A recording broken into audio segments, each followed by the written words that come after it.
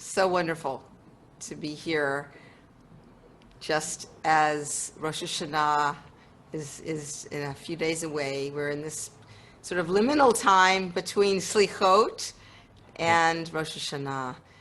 And it seems like a fitting time to talk about the music that we're going to be all singing together.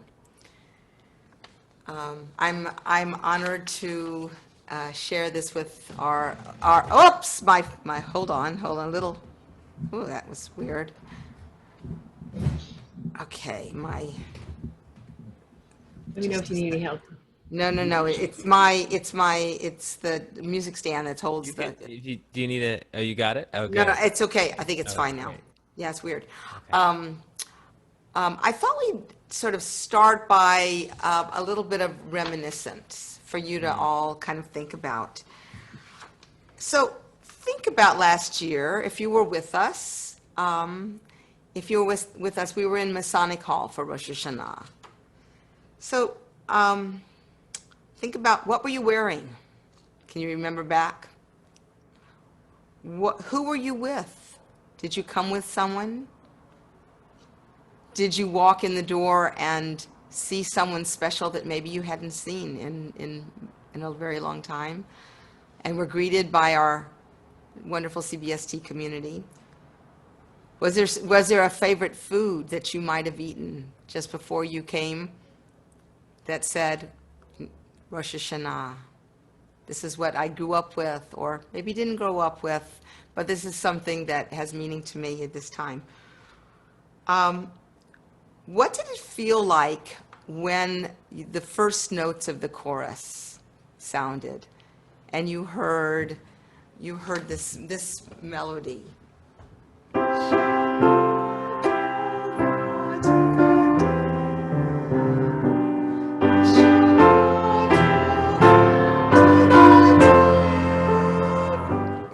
Et cetera, you know how the rest of it goes. What happened in your soul? Where, when we sang Mir Bagrisen, that wonderful song that's become so synonymous with, yes, Ellen's singing it as I see her, she's dancing to it, basically, that says, we wish you a happy new year. And suddenly we're home, we're all together. It's interesting.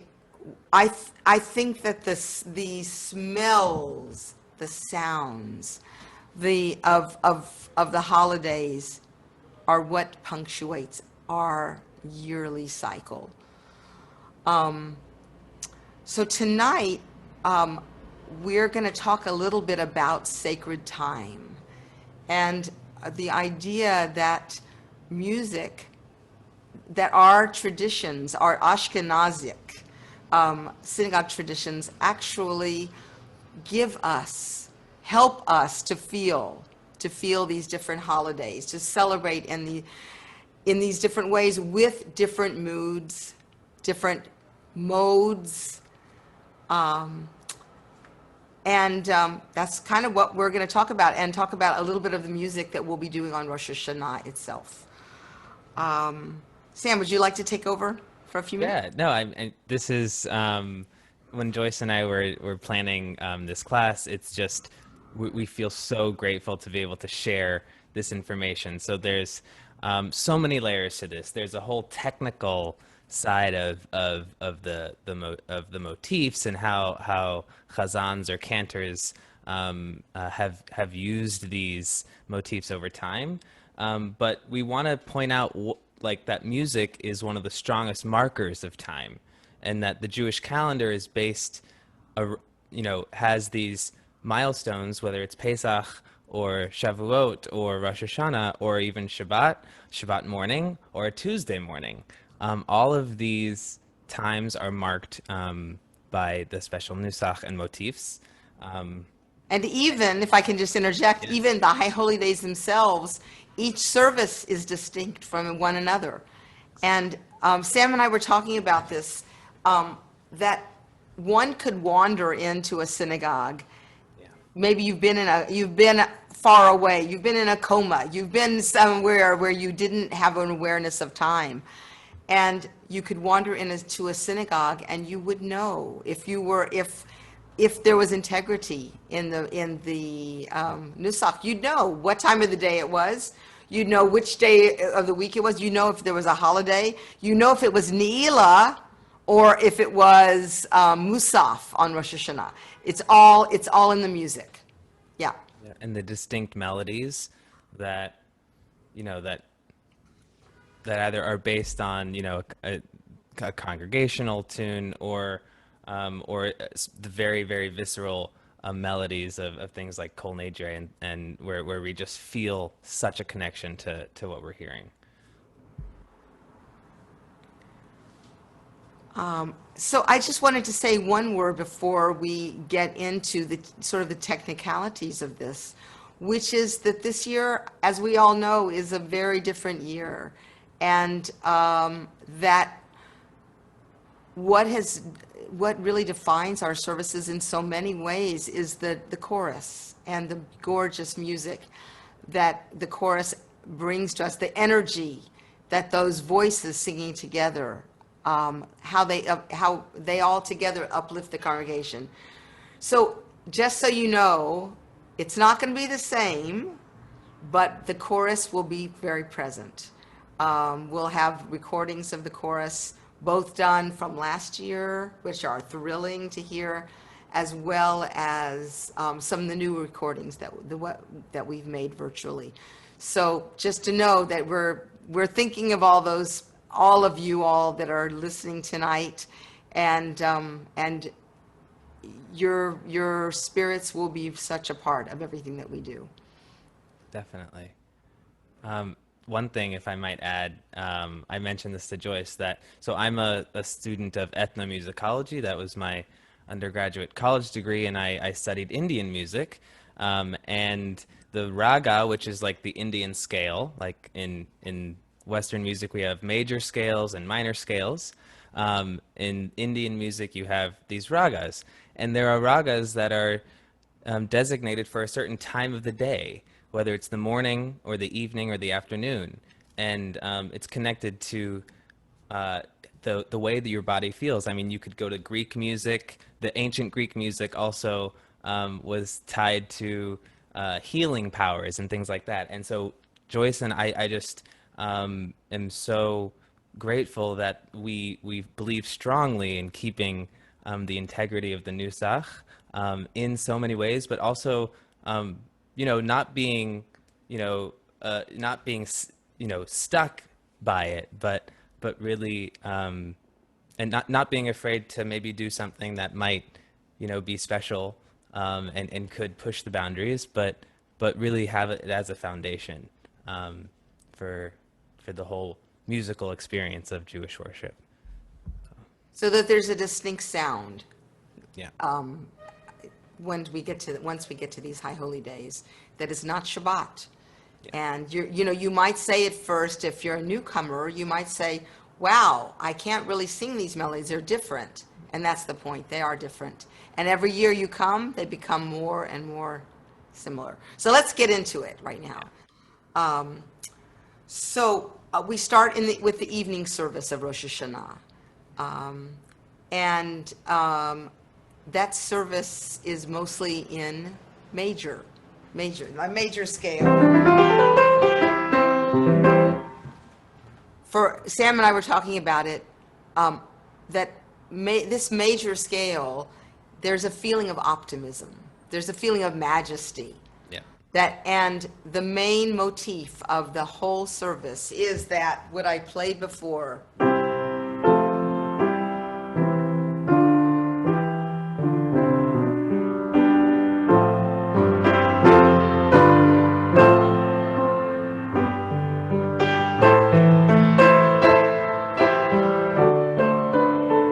It might have this little addition.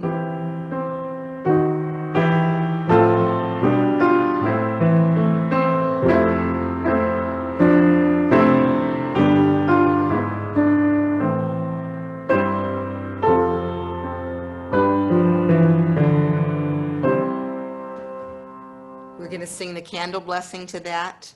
We're going to sing Baruch Hu to that. Sam, you want to sing a little of that? Yep, let's do that.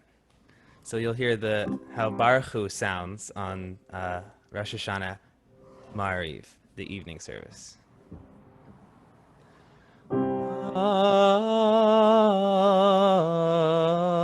Hu et Adonai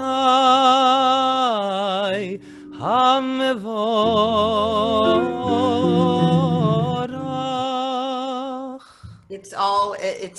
It's so beautiful, and for me it does have that optimism of the new year, of the possibilities of the new year. And to say it's not only the nusach, but that composers have come along and said, this is so beautiful, I'm so inspired hearing this nusach, I'm going to write a composition that's based on that incorporates that. So every year for many years we've been doing an Ahavat Olam by an Israeli composer, Aminadav Aloni. And those in the chorus will recognize this. But it's a melody that he composed that then joins with the nusach. So Sam, it's not easy to do this together in real time, but we're trying. So if it's a little off, you'll understand. Okay.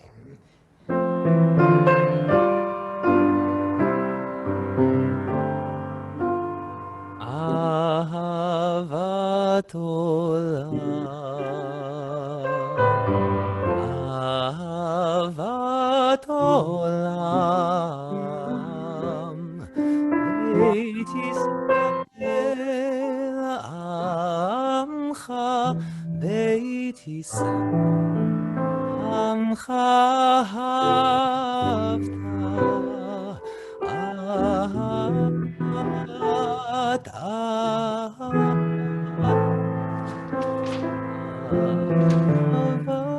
Olam. Here it comes.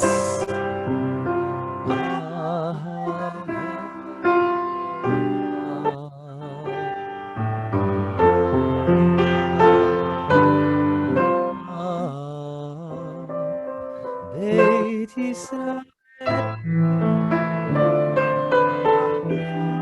Beit Yisrael, Amcha Havta, Ahavat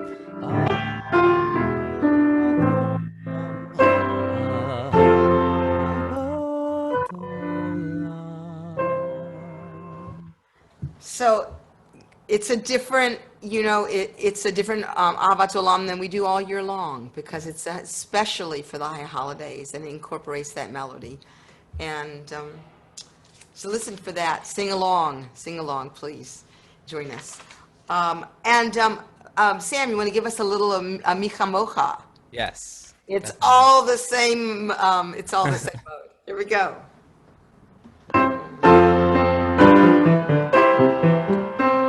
Mi kamocha bailim Adonai, mi kamocha nedar bakodesh, nora tehilot osef ele. You know it. Okay. And what about the Chatzi Kaddish? You want to sing a little of that? Sure. All of these markers in this service, this evening service. Yitgadal ve'yitgadash shemei Rabba, ve'amad divra chirutei, ve'yamlich malchutei, b'chayechon uve'yomechon, uve'chayei dechol beit Yisrael. Bagalav izman kariv veimeru. You know this part?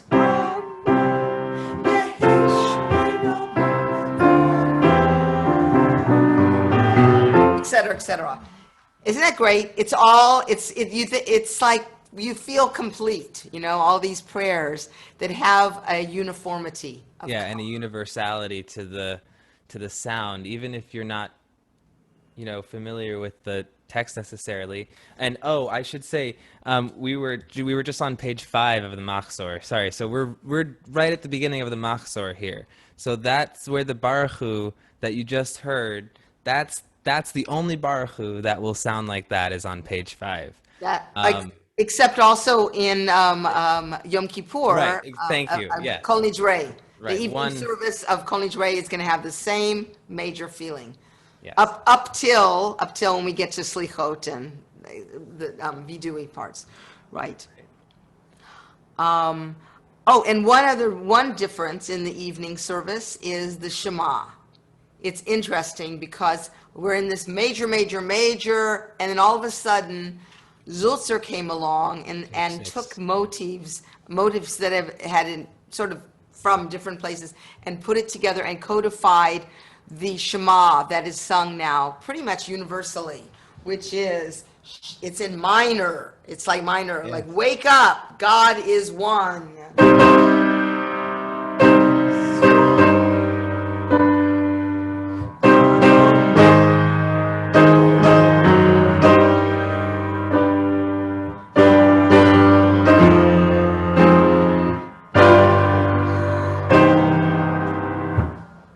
It's pretty great.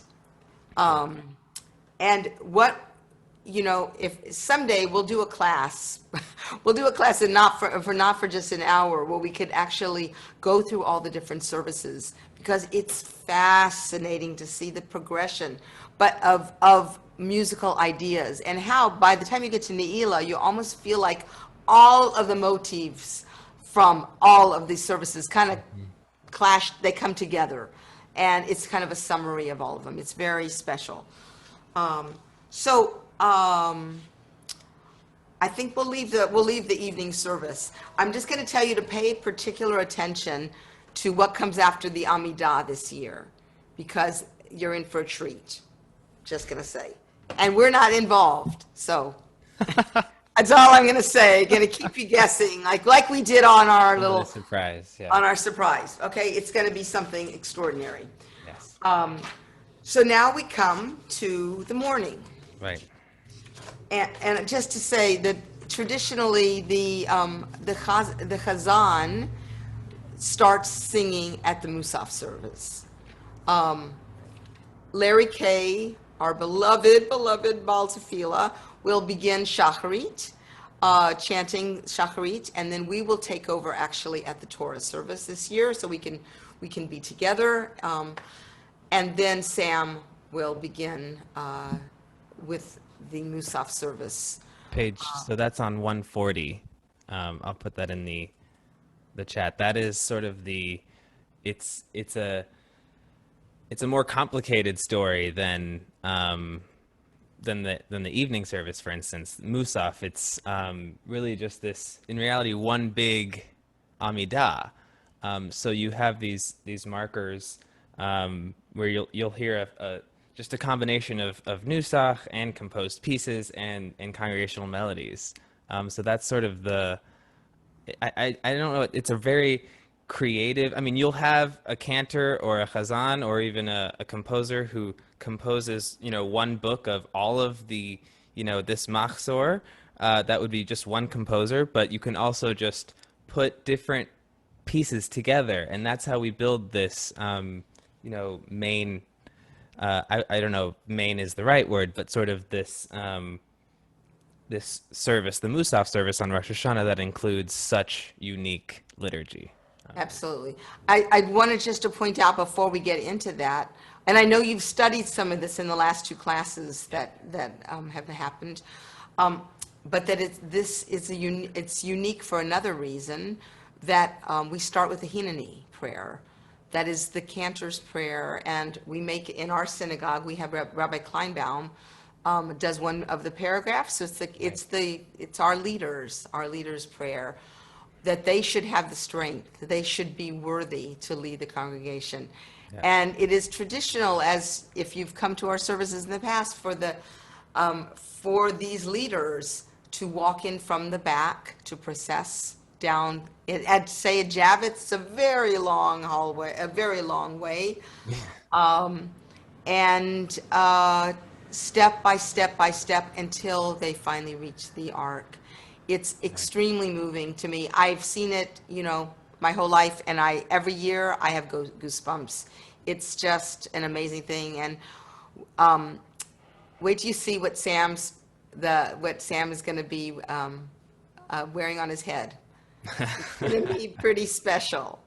Yeah, it's going to be great, and they're going to do it in a very special way. Just to say, there's been a lot of thought going into this, so it's very exciting, and it's in a special. It's elaborate nusach, and yeah, and then we begin.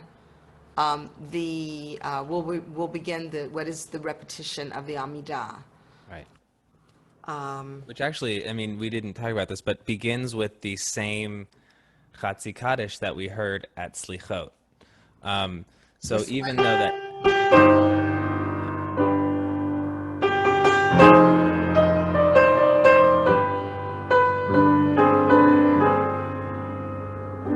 It's like, to me, it's one of the most beautiful melodies that we have.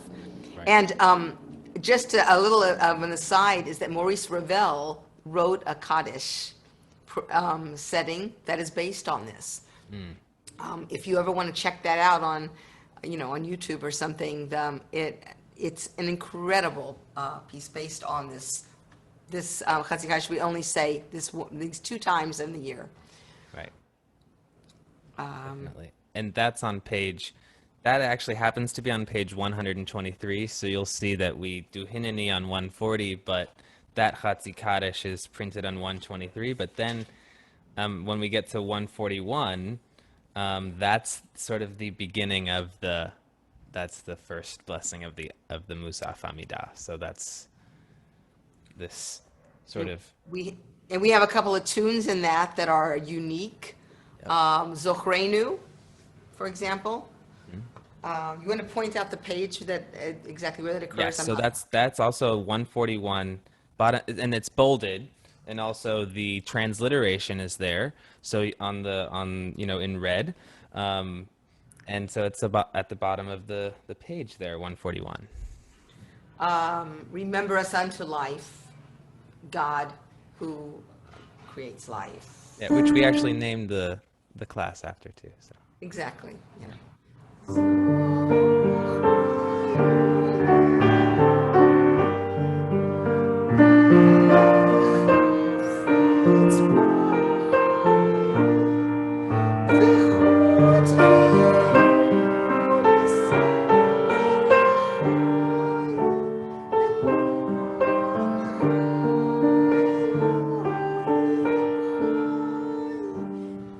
Etc. It's kind of one of the most beautiful melodies, and it comes right there towards the beginning of the Amidah. We have some more nusach, and then Sam, would you demonstrate the Chatimah, this seal? Definitely. That comes at the end of these brachot, and throughout all of the daytime service. Absolutely. And so you'll see what Joyce was referring to, the Chatimot, is sort of the seal or the concluding words. And you'll hear this recurring motif, again, linked to sacred time. Each service will have a different sound there. And it usually begins with the Baruch Atah Adonai. So that's your sort of red flag. So on 142, so just on the next page, we have the Chatimah at the end of the page. So it says, V'ne'eman atah lehachayot metim, Baruch atah Adonai mechayei hametim. So the way that would sound for the Musaf is, and you'll recognize this this coming weekend. And you have a part to play in the Amen for this that's gonna answer. Okay. Yes, exactly. So, Baruch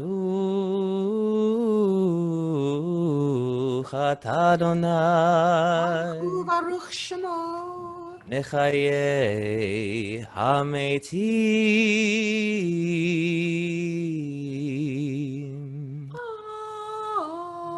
Amen.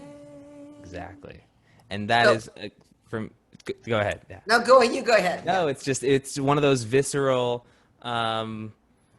motifs that really just places you in time and place where, I was talking to Joyce about this last night, but like when Jews or when anybody has to leave a place, what can you bring with you? You can bring the sounds, you can, remake the food of your place. So that's sort of what we do, and that's how we can connect to this centuries old. I mean, Joyce, how old? I mean, at least It's century. I mean, it's centuries old. many Yeah, centuries old, yeah. yeah, And it's interesting. I mean, like we talked a little bit about the optimism of the major that right. begins Rosh Hashanah, and then somehow it changes to this minor feeling. Yeah, It doesn't mean that it's not optimistic, but it has more depth to it. It has more kind of gravity, gravity, weight yeah, to it. because we have these very serious prayers that we're about to recite. Um, Right. But we're held together throughout up until the very last Chatima of the whole Musaf service, which takes us a long time. It could take a couple hours at least, and a CBST can sometimes take even longer. We're trying to make it a bit shorter this year. Um, so right away, though, if you turn to 143, Mm-hmm. you're gonna see right away here we are in the Untitled prayer. For me, I think, and maybe for all of us, it's the place where we feel the gravity of these days. We look back at the year, we look ahead at the coming year. We say, the great shofar is sounded, and the angels tremble. The angels know the day of judgment is coming.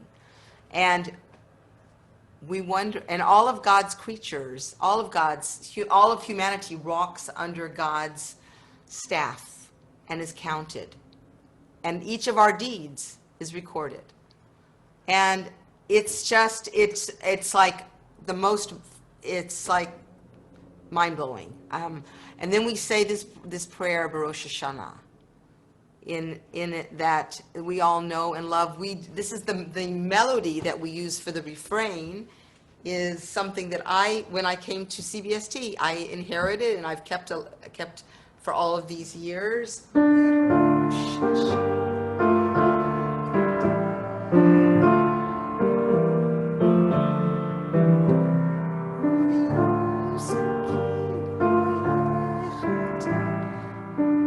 On Rosh Hashanah, it is written, and Yom Kippur, it is sealed. Right. And then we go on. We go on to say what we're going to say. But Sam, would you like to talk a little bit about the settings that we're going to be using? And the different- Absolutely. And I do want to mention just a little overview. So this Unetana Tokef has been found, was in the Cairo Geniza. So it's from at least the 8th century. And so 143, like Joyce said, Unetana Tokef at the top of the page bolded, but it goes all the way through It's a very page long. 144. Yeah. So it just keeps as it looks like different paragraphs, but really you can think about it as this big journey of this beautiful piece of liturgy. And so we have these great composers that have set these prayers. The first day we open with it's two different approaches. So the first day is a real pastiche, or a real patchwork of different composers that have put forward either nusach or compositions, and we've put them together. So should I share that now, Joyce? The image of, Sure. so you'll get a little insight into sort of what a little piece of a service outline looks like, so you can sort of see how this is for the first day of Rosh Hashanah. You can see different pieces of liturgy. This is Una Tanatokef, Uva Shofar, Right. Kevakarat. So each of these, just to say, Janowski himself was a major composer for the Reform movement. And KAM Isaiah Israel in Chicago, but his music is really sung universally. And it was written with choir, which in past years we have done, but this year it's just going to be Sam and myself. And it's a very majestic setting. Yeah. And then we go on. Sam, you want to talk about the Kochko? Who is that? Yeah, so Adolf Kochko was a Chazan of the early 20th century, and He was actually a chazan at Anshe Chesed on the Upper West Side. Yeah, what 2 blocks away from Yeah. me right now, which is kind of amazing because that serves as his nusach, serves as the basis for the education at HUC, Hebrew Union College, Debbie Friedman School of Sacred Music, and early on in the early 1950s, a few students, listened to Kochko and wrote this down, and so that's how we have this. And so we have, you can see Uve Shofar comes on page 143. So we have this text covered by the Janowski, and then we move into Kochko, and then we Nusach, yeah. to the And then we have Nusach, this beautiful melody that in years past has been sung by sopranos and altos.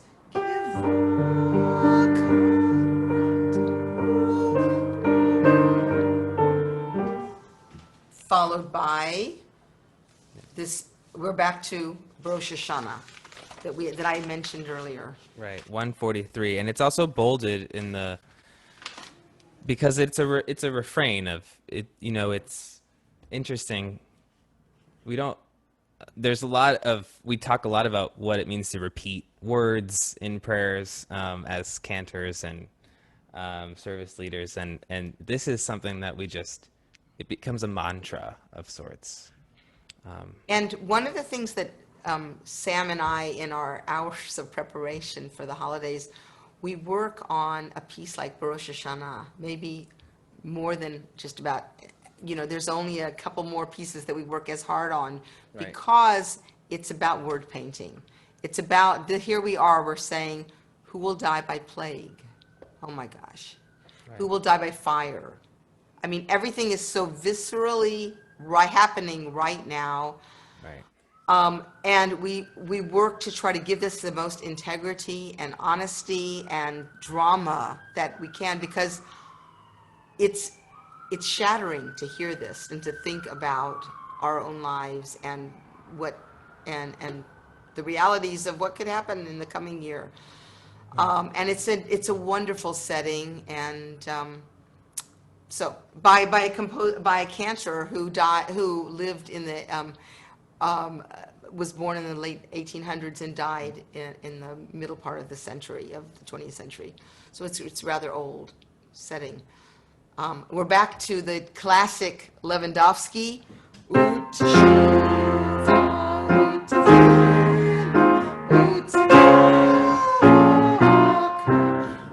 Right. For those words. And then we come to another one of the most beloved melodies for High Holy Days. You want to sing a little of that, Sam? Sure. Adam Yisodot. So now we're on page 144, and we see. It's like as the I'm third also paragraph if you're looking. Or Yeah. If you're looking And so the translation, it begins, each person's origin is dust, and each person will return to the earth having spent life seeking sustenance, and so forth. So that's what this piece of literature is. very comforting word, melody.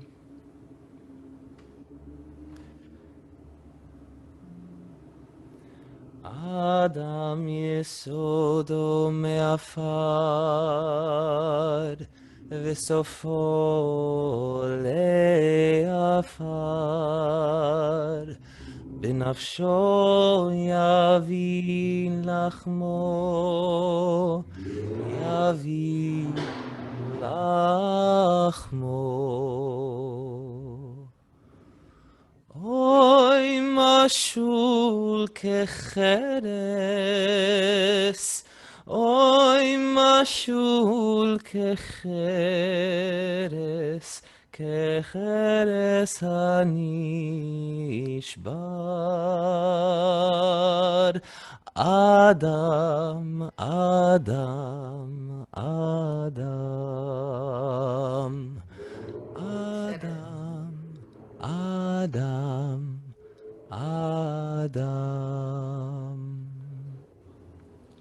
And we finish we finish by saying the next sentence, but you are the sovereign living God, in a very major, majestic way. You want to give a little example of that? ואתה הוא מלך אל חי וקיים. Yeah. So we put all these pieces together, as you said, a tapestry, and that is the Untitled Chapter for the first day. Right. That mashup. On the second day, we decided a few years ago to do something quite different, and we've been doing Yair Rosenblum, one of the most well-known Israeli composers of the 20th century. We do his version, and the rabbi will speak about it at the service. We'll do it on Yom Kippur as well. She'll speak about it. It was written following the 73 war, commemorating the loss of lives. Here's a secular composer taking one of the most sacred texts of all times. And I will, since we're short on time, I won't talk more about that. But you'll hear that it's a through composed piece of all this liturgy. It's not pieces, it's one of one whole. And there's this refrain.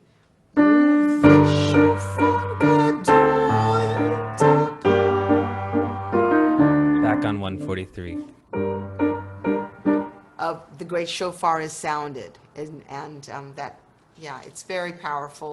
And you can see that here in every age, a composer will bring in elements from their own time period. So what you hear is a little bit of rock and roll in there, right? Yeah. It's kind of interesting.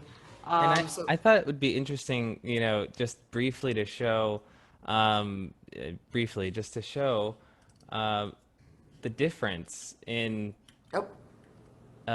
sort of like how this looks. I mean, we have this is. Oh yeah. This is how it looks for day 2, for example. The entirety of 143 to nearly all of 144 is this composer, Yair Rosenblum. So it's just like we were saying, it's this whole through composed piece that's one of the really amazing things about having these 2 days of Rosh Hashanah, that on day 1 we have this really interesting, I mean, these characters in Jewish history certainly didn't know each other. They didn't know each other. Yeah. They didn't live at the same time necessarily at all. Yeah. Exactly. So it's interesting. And just to know, who was that Cohen that wrote Who by Fire? It's none other than Leonard Cohen. Right. And we started that a couple of years ago as well, bringing that contemporary response to the words of Untitled Chapter. Exactly. And it's pretty cool. So let's see, where are we?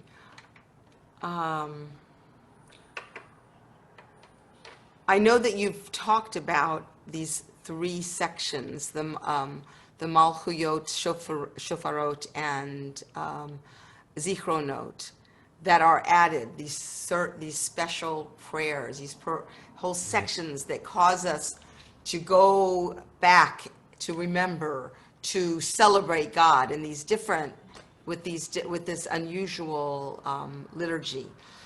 And one of the pieces we'll be bringing back from years past, from the chorus and our beloved Larry Kay, is Zacharti Lach. which is, let's find the page for that. I do have it. Yeah. It's right here. 161. Yep, yep. And I think the first word is bolded. I don't have a Zacharti. And you can see on the left side of the page, the word remember is italicized. So that is really interesting that they've decided to bold that that word there, Zacharti, remember. I think every time in this section when there's a word with a root of Zachar or Zocher, if you noticed, it looks like it is. Definitely. So it's pretty, that's a very nice feature of this Machzor. And we're in the Zichronot section, which is this whole idea of, you can see on 160, one page back, that's the beginning of the Zichronot section. So yeah, the Zacharti Lach, and also, you know, is one of the composers that we've heard a little bit from already, of Lewandowski, and from the 1800s in Yeah. Germany, who gave us so many melodies that we use on the High Holy Days, and that are sung universally. Do you know there's a synagogue in Berlin that still only sings Lewandowski's music? And only, if you go they there, won't be doing the Rosenblum for. let's just say they won't be doing anything. And I got to know the organist, the choir director, actually a few months ago. And I said to her, don't you ever get bored with just doing Lewandowski, even though the music is so amazing, but year after year, week after week. And she said if there was no way that they could bring in anything else, the people would riot. And they love that music, and that's what they all grew up with, and they expect to hear, and they expect to pass down to their children and grandchildren. So Right. it's pretty special music. So I think we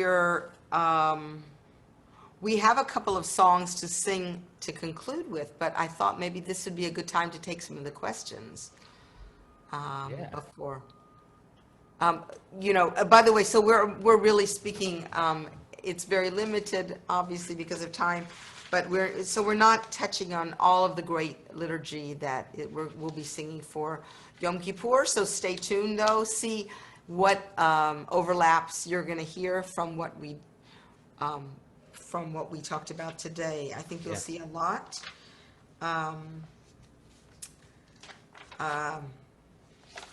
Yeah. You know, you're going to hear some different voices singing Shema Kolenu. Yeah. You're going to hear it's quite beautiful this year. We've tried to bring in some different sounds, Textures of different. textures. And so let's get to some questions. I see that Devorah Stahl had raised her hand. Devorah. I just wanted to say I spent a Yom Kippur in Esfahan, Iran, and I went to their synagogue. I was invited by a woman that exchanged American Express dollars for me, and it sounded exactly like what you would hear coming out of a mosque. I didn't understand it.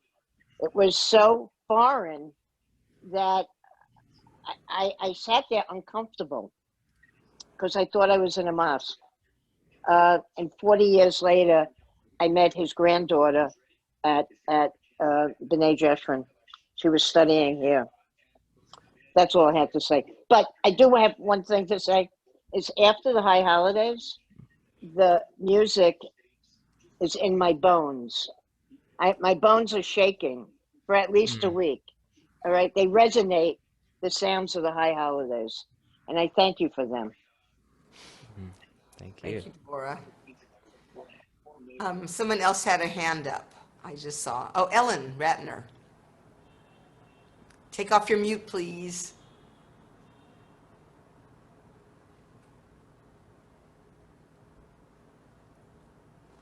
Sorry. Hi, Joyce and Sam. Thank you so much. This is just so Hey. beautiful. For those of us who do not read Hebrew, is it possible during the service for someone to indicate what the page is as we hit each song?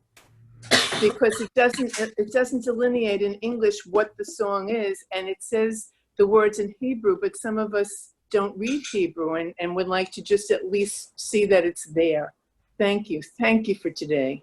Of course. That's a really, We'll definitely have the page numbers throughout, and um, that's why we were so, we were so, what's the word? We really encouraged everybody to get the Machzor, so we will make sure that everybody's on the same page and look for there's some red, not everything, but some red italicized transliteration, which can help us get along a little bit, but definitely appreciate that, Alan. Thank you.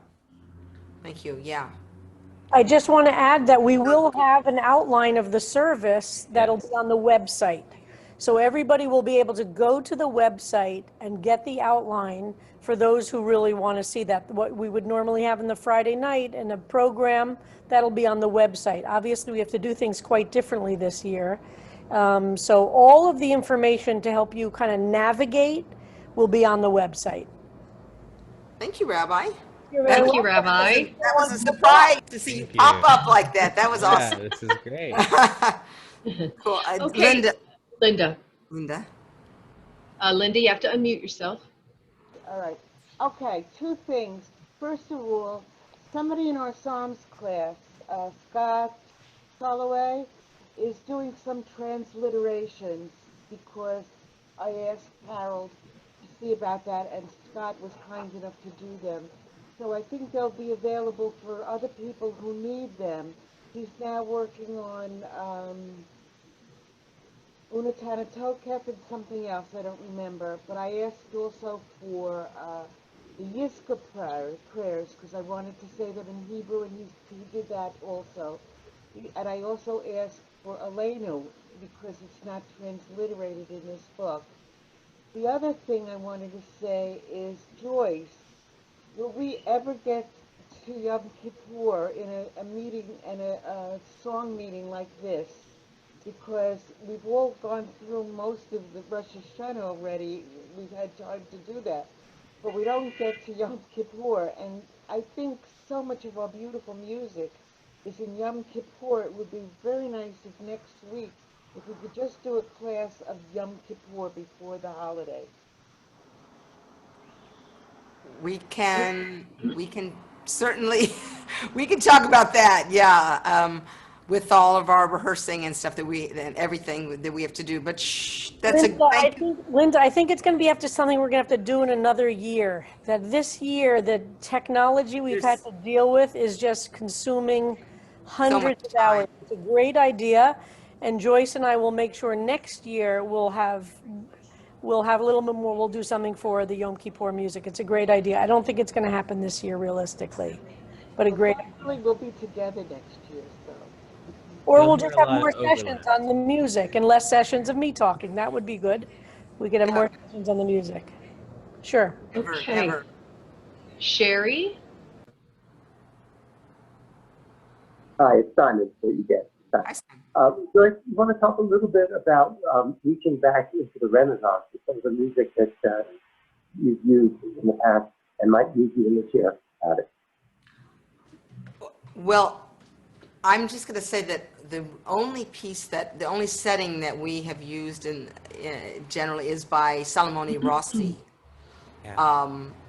from that time period, a little later, actually, a little post, almost Baroque time period. That we will be incorporating into the service, a recording of the chorus doing that from last year, but. Generally, we don't have that much music from that time to draw upon, unfortunately. Most of the music is a bit more, except for the Nusach, which is old and ancient, but the settings themselves, the choral settings, the settings with piano are more, of the 19th century and beyond, I would say.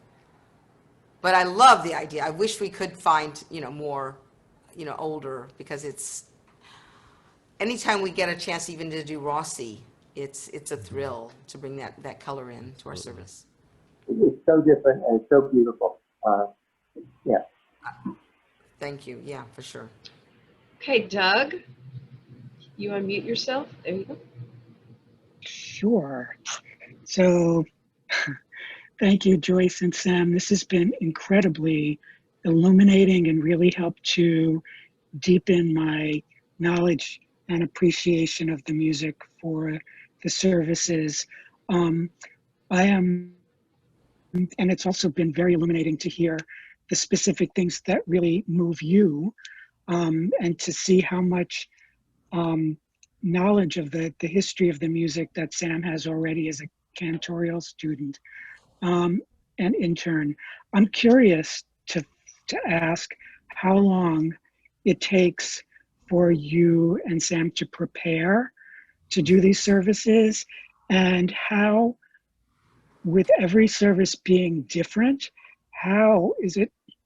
what does it take for a cantorial student to really learn this tremendous amount of music, and really be prepared to step in and do it all so with such skill and prowess.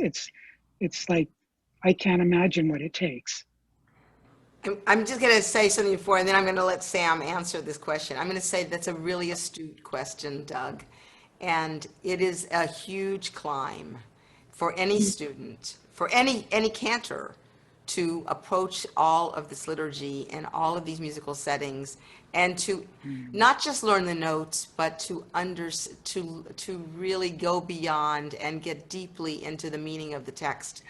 And it is huge, huge. I mean, I would just say to you, I hope you realize not many of my students at HUC could do this. And you got to know that we are blessed. We are blessed in Sam Rosen. And you've heard him now for, a few months, and you heard him on Slichot, and he takes this so seriously, and he works and works. We've been rehearsing for several months, actually, to prepare for it's for me. I will just talk to you personally, all of you. I mean, it is one of the greatest joys to have this opportunity to collaborate with Sam and to learn from him, to learn, to share, and and I'm just so proud. I mean, it's extraordinary what he's accomplished. Sam, would you like to say something? Thank you so much. I'm totally humbled by this, and it's really a deep honor to serve this community. That's really where it comes from.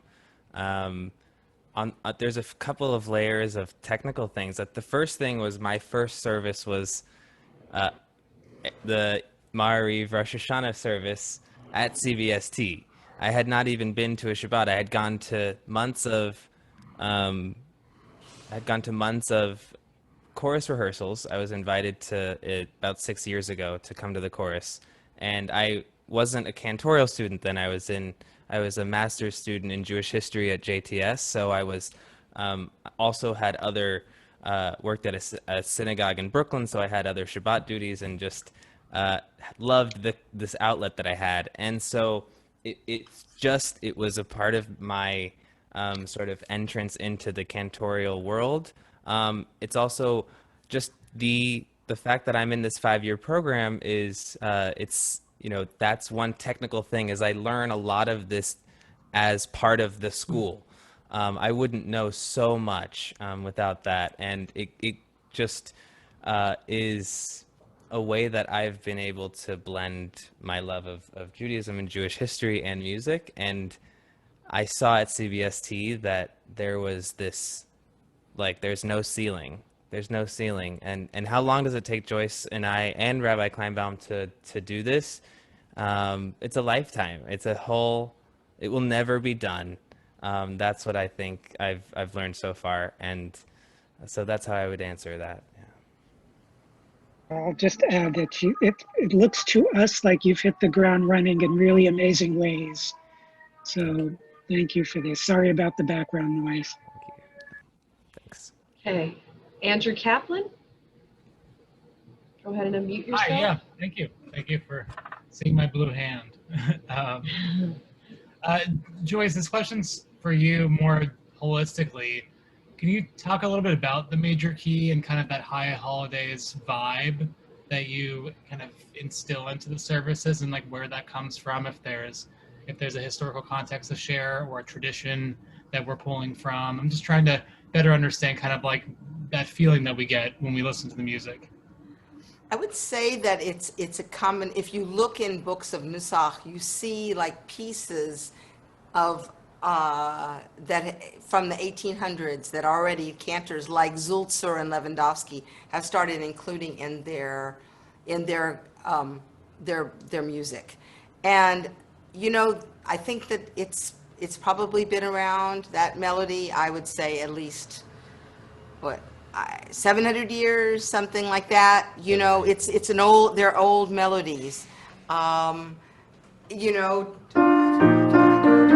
just even that part, and then maybe it got it added on to, you know,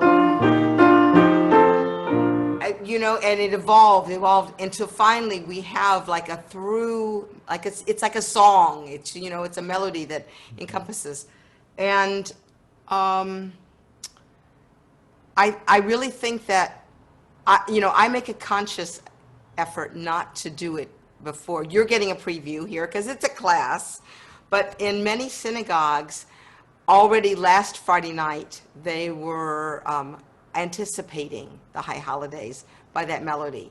And I feel in my gut that I want to have that be the first thing that we all experience on Rosh Hashanah together at the beginning of these holidays, because you know, there's such deep resonance with it. And, you know, it's funny, as so much Jewish music is in minor. We don't get that much in major. So it's startling that that Rosh Hashanah happens to start in major. Yes. Hey, Lisa Kartzman. Yep. Chief, I know you're listening to me.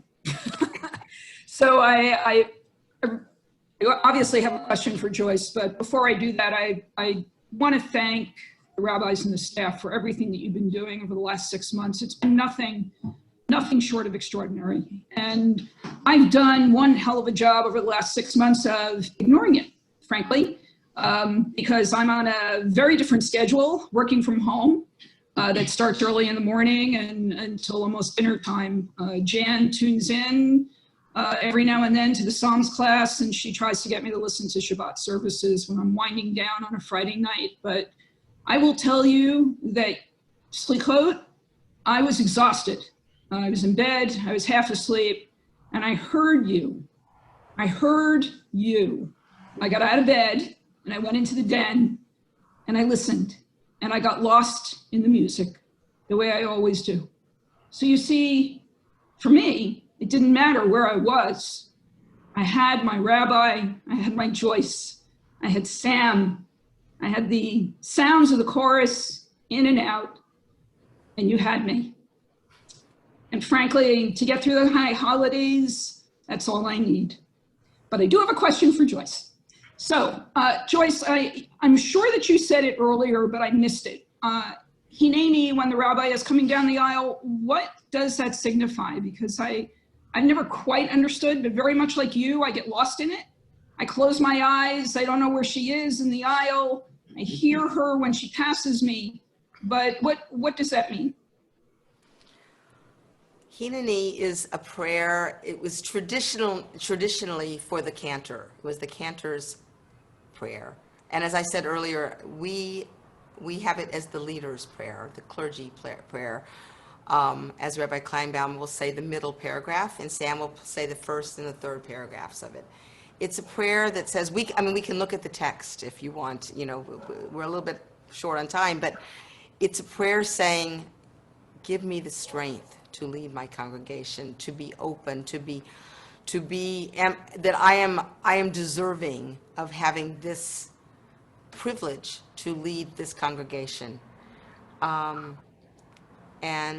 you know, in traditional old prayer books, it would say, you know, I am a person with a long beard, but that's been taken out now because we have women cantors too, and and the male cantors don't all have beards. So, you know, but seriously, it's see if you can, now that most of you have Machzorim, read that prayer beforehand, so then you can know what those words are about, and you can close your eyes as Lisa does.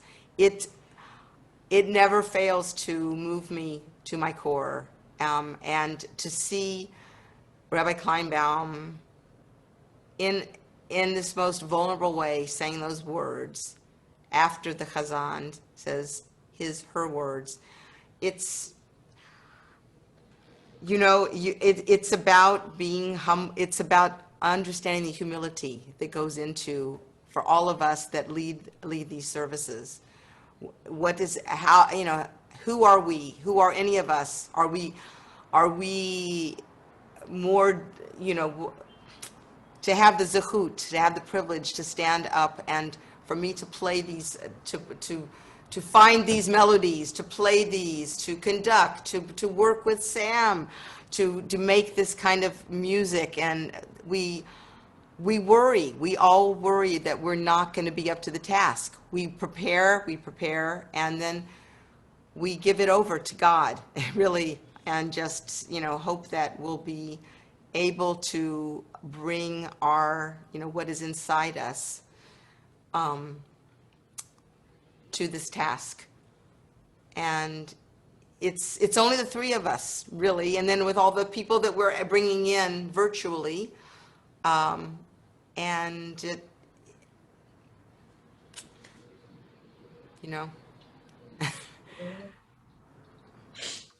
I think, Joyce, we love yeah, you. well, thank you, Lisa. I love you too. I love you all. I mean, this is a love fest. I mean, how for so many years we've been together on these deepest of days, and we will continue. And it may be it may be different this year, but, you know, stick with us.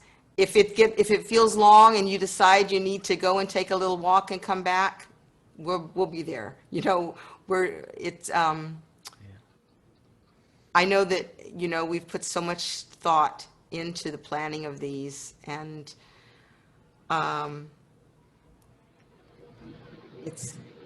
it is special that we got to the place that the three of us can be together, as Rabbi Kleinman was saying on Saturday night, to be together in real time for us. And as you saw tonight, I wanted to play with Sam so much. I was dying to play and make music together, and we can't over Zoom. So now at least we have that, and we have our Torahs, and, you know, so there'll be sadness, but there's going to be a lot of joy. And we're going to make sure that we'll do our best. And wait till you hear the shofar. Oh! You heard a little bit on Saturday after at the end of Slichot, but let's just say that was a Vorspeise. And thank you everybody for listening and for your wonderful comments and questions. And it's just an honor to be here tonight. So thank you. Thank you all. Looking forward to seeing you Friday night. A good, sweet, healthy year. Thank you so much, Babette and Joyce and Thank Sam you, Babette. and all of you. Bye-bye.